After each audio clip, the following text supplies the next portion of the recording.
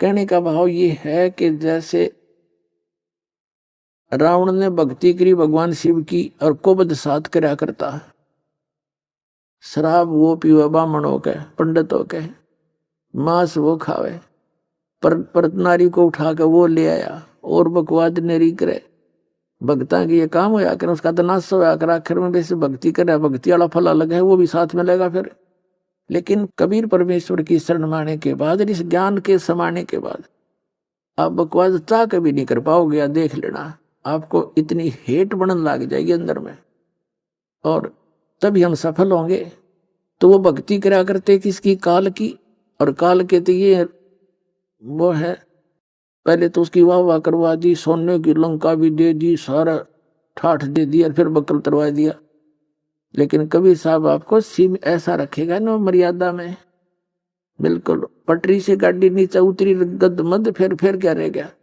कहते हैं राजा राम की कार उड़ंगी। अब ये जो मर्यादा है आपको बताई जाती हैं, इनको ऐसे समझ लेना जैसे लक्ष्मण रेखा थी। राजा राम यानी वो दोनों भाई श्री रामचंद्र जी और लक्ष्मण जी वनवास में साथ में सीता थी, और वहां एक उन्होंने बगीची बना रखी थी सीता ने।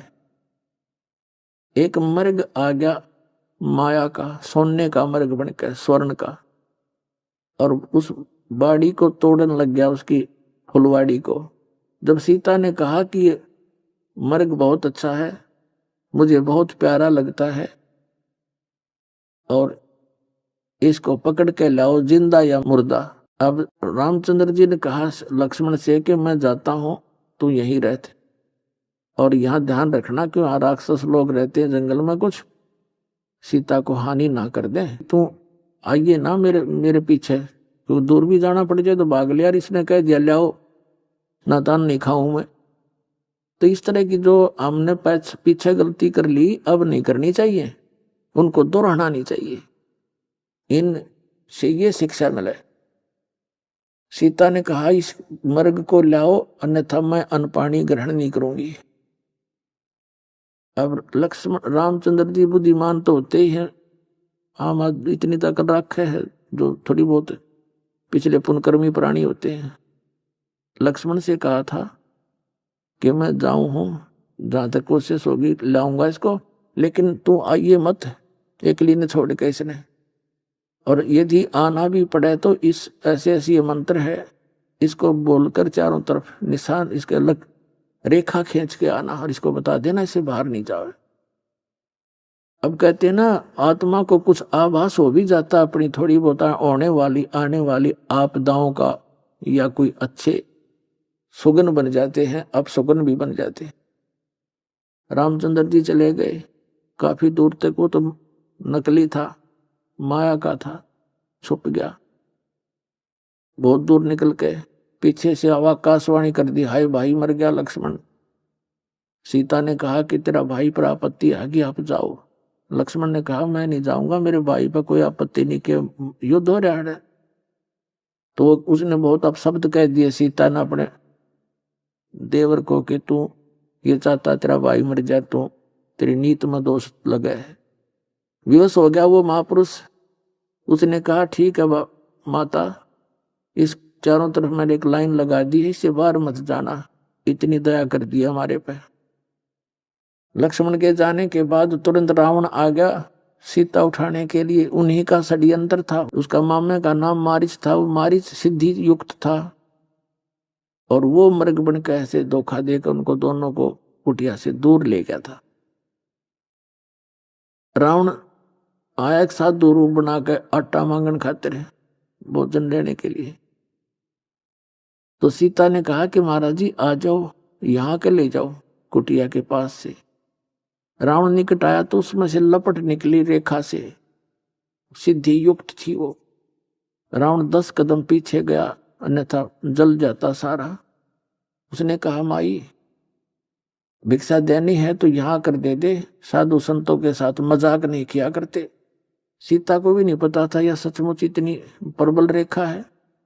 अब सीता ने अपनी सोच से जो सोचा वहां जीव मार खाता है।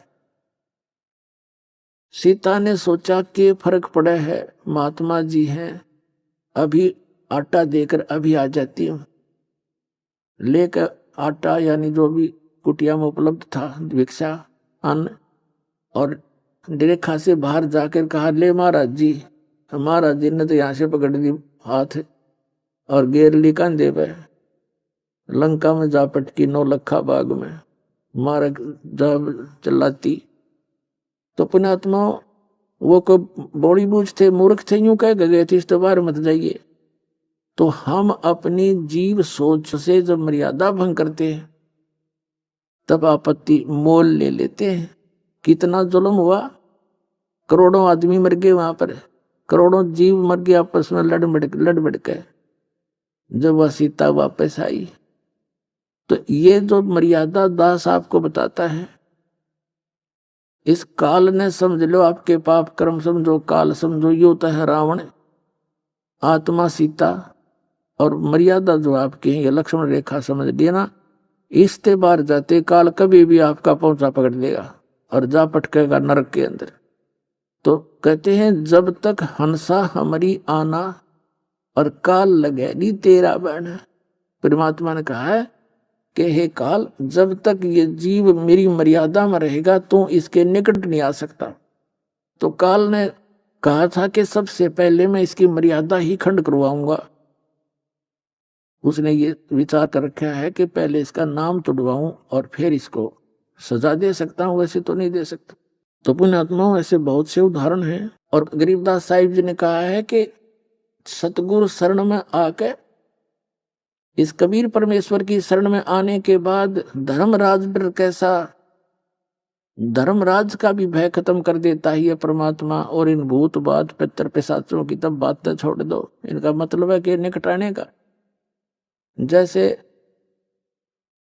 मन तू पावेगा अपना किया रे, भोगेगा अपना किया रे। मन तू पावेगा अपना, मन तू पावेगा अपना किया रे, भोगेगा अपना किया रे। मन तू पावेगा अपना